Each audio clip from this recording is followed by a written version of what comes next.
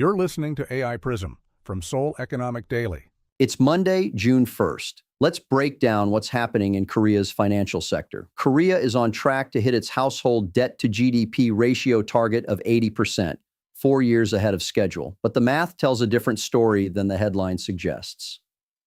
The Korea Credit Guarantee Fund is quietly tightening. Small business loan access is narrowing, exactly when the Bank of Korea is preparing to raise rates. And starting July 6th, the Korean won trades 24 hours a day. Every institution with one exposure needs to adjust. It's Monday, June 1st. Let's break down what's happening in Korea's financial sector. The government's 80% household debt to GDP target is being hit, but not through deleveraging. Semiconductor export revenues are inflating nominal GDP toward 12.6% growth this year. The GDP deflator could exceed 10%, the highest since 1990. Household loans are capped at 1.5% growth under current regulations, so the ratio falls from 88.6% at end 2025 to a projected 79.4%, while the absolute debt level is unchanged. The problem: the Bank of Korea has officially signaled rate hikes for the second half. The 5-year fixed mortgage benchmark was already at 4.28% as of May 28th, up 71 basis points since late March. Current 5-year fixed mortgage rates at major banks run from 4.26% to 6.95%. Markets are pricing a potential ceiling near 8%.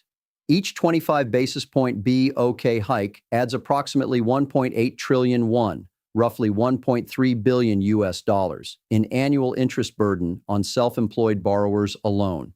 The government's property suppression stance compounds this.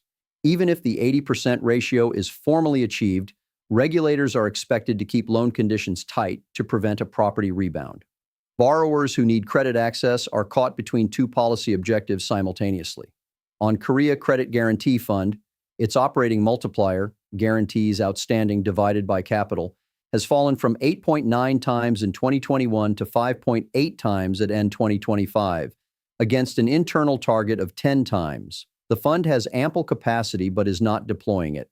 Non-performing ratios on general guarantees have risen to 3.7% from 2.0% in 2021. Q1 execution against annual targets was only 20.6%. For small businesses, the guarantee window is narrowing into a rate hike environment. On FX, the Seoul foreign exchange market moves to 24-hour trading from July 6th, Monday 6 a.m. through Saturday 6 a.m. KST. The policy rationale includes MSCI developed market index inclusion and shifting price discovery from the offshore non-deliverable forward market back to Seoul. The risk is thin overnight liquidity. The won has already closed above 1,500 per dollar for 22 trading days this year, a level historically associated with financial stress. 3 things to watch. May CPI on June 2nd. A print above 3% accelerates the BOK hike timeline. FSS supervision of savings banks and commercial real estate project finance. And the first live test of 24-hour won trading in July. That's today's AI PRISM, Finance Daily.